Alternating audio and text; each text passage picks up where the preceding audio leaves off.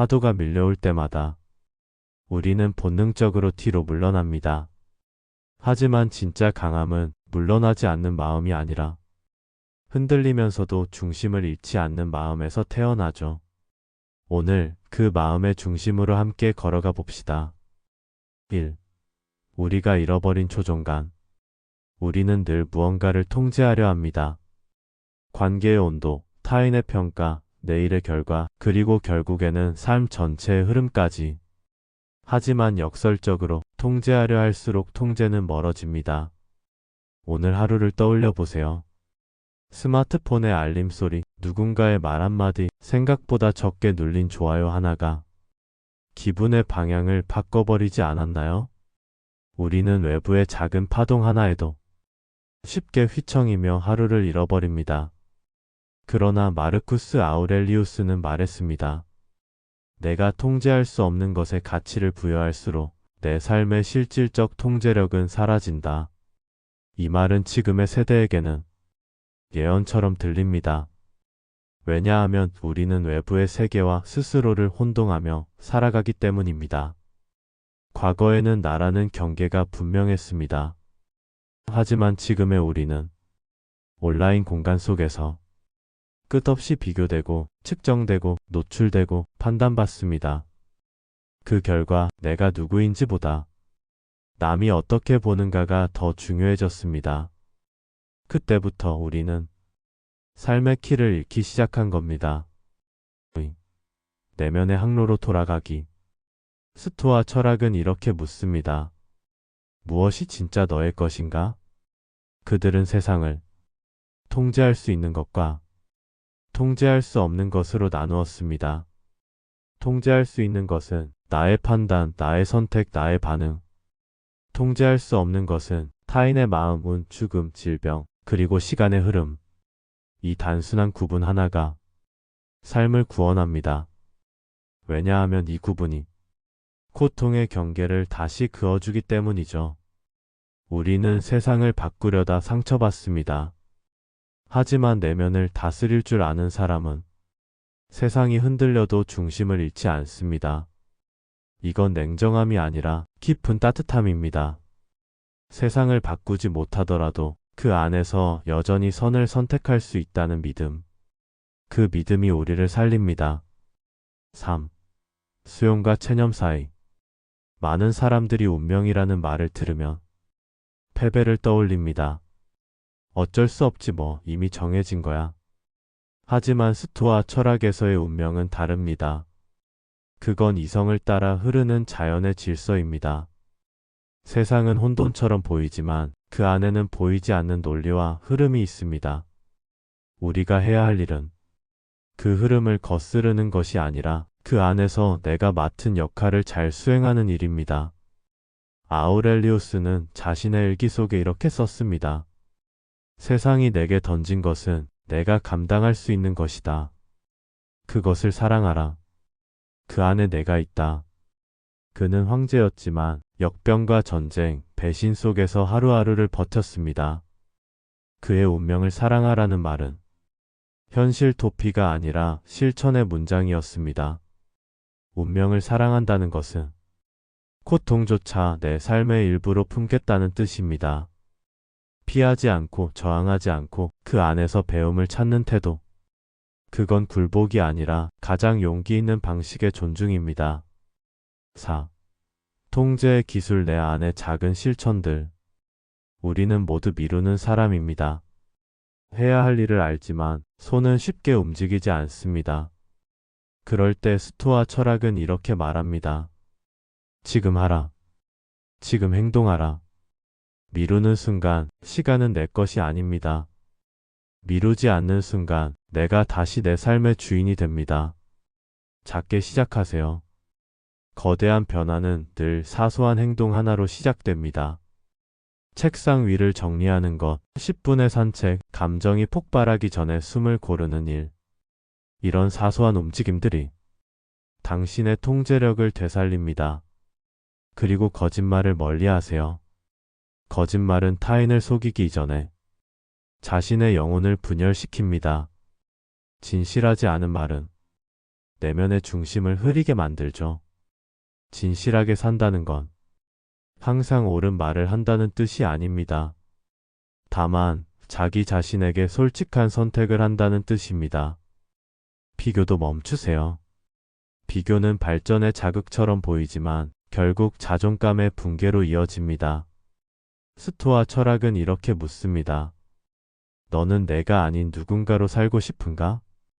비교는 타인의 기준으로 자신을 재단하는 일입니다. 그 순간 당신은 자신을 잃습니다. 오늘의 나를 어제의 나와만 비교하세요. 그게 유일하게 평화로운 경쟁입니다. 그리고 탓하지 마세요. 세상은 늘 불공평하고 사람은 늘 실망시킵니다. 하지만 탓하는 순간 당신은 그 사람에게 힘을 넘겨줍니다. 책임을 안으로 가져오는 순간 비로소 통제의 손잡이가 내게 돌아옵니다. 그 사람 때문에라는 말 대신 그 상황에서도 나는으로 문장을 바꿔보세요. 그 한 문장만으로도 삶은 조금 더 자유로워집니다. 일기 나를 다시 정렬하는 시간. 마르쿠스 아우렐리우스의 명상록은 사실 출간을 위한 책이 아니었습니다. 그의 일기였습니다. 매일 새벽 그는 조용히 자신에게 말을 걸었습니다. 오늘의 생각, 다짐, 후회, 용서. 그는 그 글들을 통해 황제가 아니라 한 인간으로서 자신을 다듬었습니다. 일기는 감정의 쓰레기통이 아닙니다. 그건 혼란을 질서로 바꾸는 의식입니다. 오늘 하루가 어지러웠다면 펜을 들어 자신에게 물어보세요. 오늘 나는 무엇을 배웠는가? 무엇을 잃었는가? 무엇을 여전히 감사할 수 있는가? 이 짧은 대화가 당신의 영혼을 다시 수평으로 세워줍니다. 6. 아침을 다스리는 힘. 아침에 일어나기 힘든 이유는 게으름 때문이 아닙니다.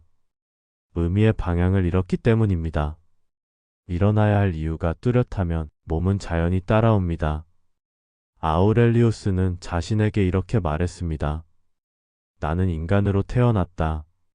그러니 인간으로서의 일을 해야 한다. 그는 따뜻한 이불보다 의무와 덕의 무게를 선택했습니다.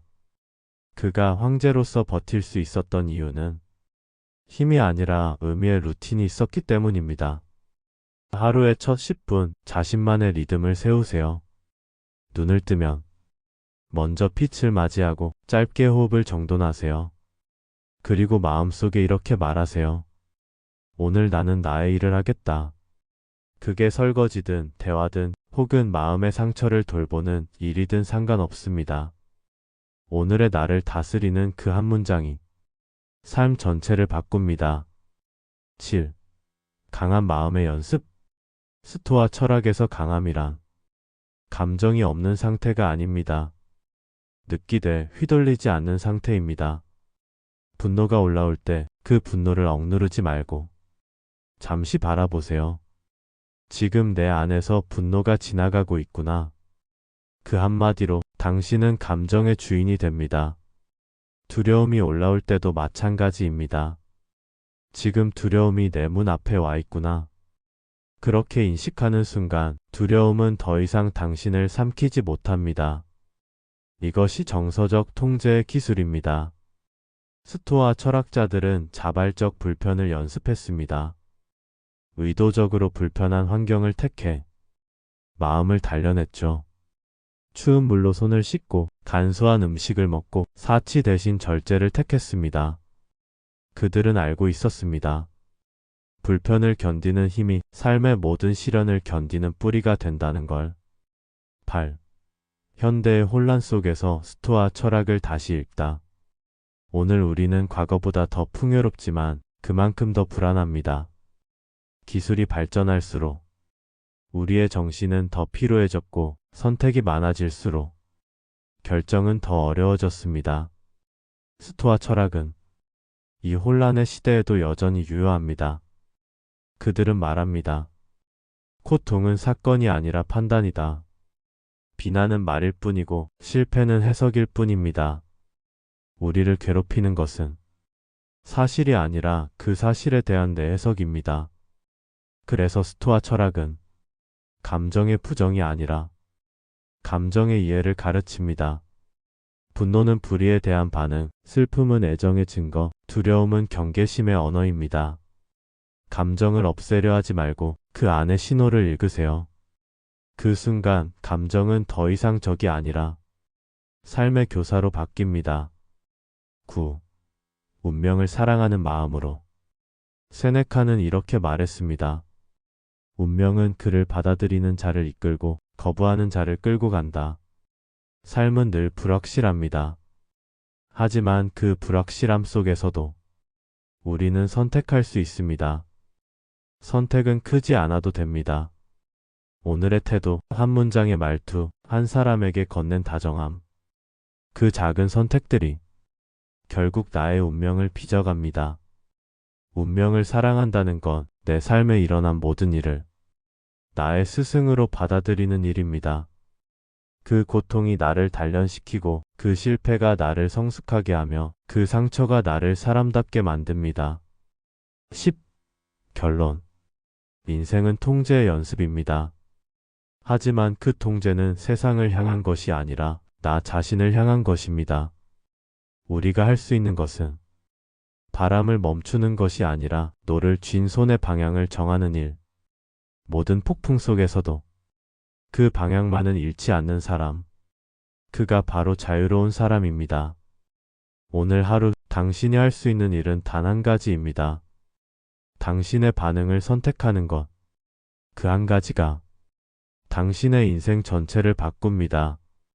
세상의 소음이 아무리 커도 당신 안의 고요는 여전히 있습니다. 그 고요를 잃지 마세요. 그것이 바로 운명을 사랑하는 가장 아름다운 방식입니다. 모든 것은 스쳐갑니다. 기쁨도 분노도 상처도 두려움도.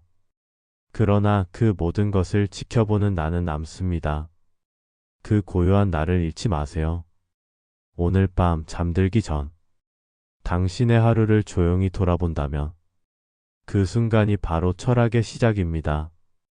고요한 기록과 함께 해주셔서 감사합니다.